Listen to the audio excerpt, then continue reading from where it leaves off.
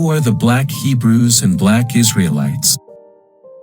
Welcome back to our channel, where we explore fascinating topics and engage in meaningful discussions. Today, we embark on a thought-provoking journey as we delve into the diverse world of the Black Hebrew and Black Israelite movements. Have you ever wondered about the intriguing groups who claim Hebrew or Israelite ancestry and are of Black African descent? Before we jump into the main content, make sure you hit that subscribe button and click the notification bell so you won't miss any of our upcoming videos. We have a lot of exciting content coming your way. Now, let's join us as we unravel the captivating stories, beliefs, and controversies surrounding the Black Hebrews and Black Israelites.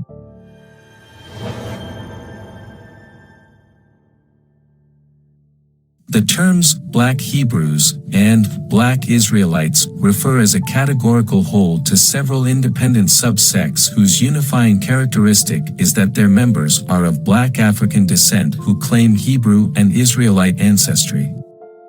Apart from this unifying characteristic, however, these subsects are very distinct from one another. For example, members of the original African Hebrew Israelite nation of Jerusalem, or the African Israelites, for short, believe that, after the Roman expulsion of the Jews from the land of Israel, many Jews migrated to West Africa. From there, their descendants were transported by slave ship to the United States, where the group began in the 1960s. According to this view, the biblical Hebrews of the Old Testament times had multiracial descendants. Members of the Nation of Yahweh, on the other hand, believe that all of the Old Testament prophets, Jesus Christ, and God Himself are all Black. They believe that all whites, but especially Jews, are infidels, whom they call white devils.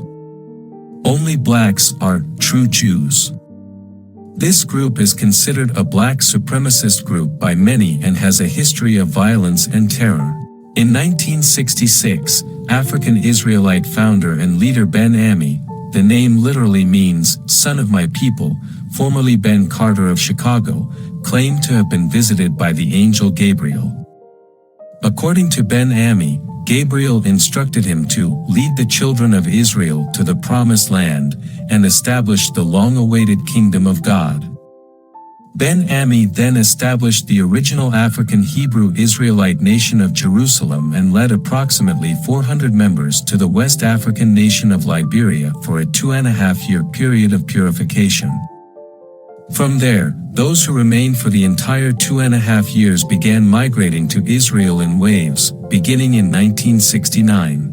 The authorities in Israel did not accept Ben Ammi and his followers as biblical Jews and did not deem them entitled to citizenship under the Israeli right of return law. Instead, the African Israelites were granted temporary tourist visas. Legal troubles ensued when it became apparent that the African Israelites had no intention of ever leaving. The Jewish authorities did not want to expel them, however, and face accusations of racial discrimination. After much perseverance, the group was finally granted residency in 2004. This allowed them to stay in Israel, but not as full citizens. In 2008, there were approximately 2,500 African Israelites living in Israel. They adhere to strict dietary and behavioral laws, which include veganism and Old Testament Mosaic law. These are just two of many Black Hebrew and Israelite subsects, each one distinct and independent from the others. Other Black Hebrew/Israelite groups include the Church of the Living God, the Pillar Ground of Truth for All Nations, the Church of God and Saints of Christ, and the Commandment Keepers. What they have in common is their race, example, Black African descent, and their claim to have descended from the biblical Hebrews of Old Testament times. Is it possible that Old Testament Hebrews left behind some Black ancestors? Yes. Given Israel's proximity to Africa, it is plausible that there are African Jewish groups, especially following the Roman expulsion and the diaspora of the Jews. In fact, the entire Jewish nation spent 4 centuries in Africa before returning to the Promised Land, modern-day Israel, and interactions between the Hebrews and African nations are documented throughout the Old Testament. There is a group of black Jews living in Africa today who practice a very ancient form of Judaism. Unlike the modern original African Hebrew Israelite nation of Jerusalem, the Beta Israel group of Ethiopia is accepted by the majority of Jews and by the nation of Israel as being historically Jewish.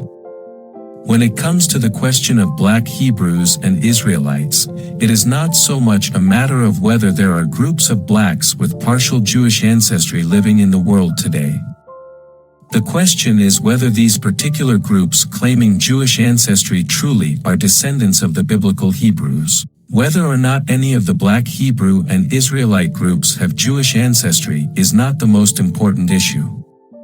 Even if it could be conclusively proven that a black Hebrew and Israelite faction is partially genetically descended from the biblical Israelites, what these groups believe is far more important than their ancestry. Each of these groups, to varying degrees, have beliefs that are unbiblical. Above everything else, the most crucial error is a misunderstanding, or in some cases denial, of who Jesus Christ is, what he taught, and how his death and resurrection provide the way of salvation. As we conclude our journey through the captivating world of the Black Hebrew and Black Israelite movements, we are left with a profound appreciation for the diversity of human experiences and interpretations of faith. These groups, united by their Black African descent and claims of Hebrew ancestry, have carved out unique identities and beliefs. Throughout our exploration, we encountered stories of migration, perseverance, and struggle. We witnessed the complexities of cultural identity and the power of faith in shaping communities. However, it is important to remember that the most crucial aspect lies beyond ancestry, the beliefs and teachings these groups hold. While debates about ancestry and historical connections continue, it is essential to engage in respectful dialogue and approach these topics with an open mind. Understanding the diverse perspectives within the Black Hebrew and Black Israelite movements allows us to appreciate the complexities of faith and the multiplicity of human narratives. Thank you for watching. We hope you have gained insights into the Bible through this discussion. Please consider subscribing and clicking on the notification icon for future updates. Stay tuned for more episodes where we delve into critical issues found in the Bible.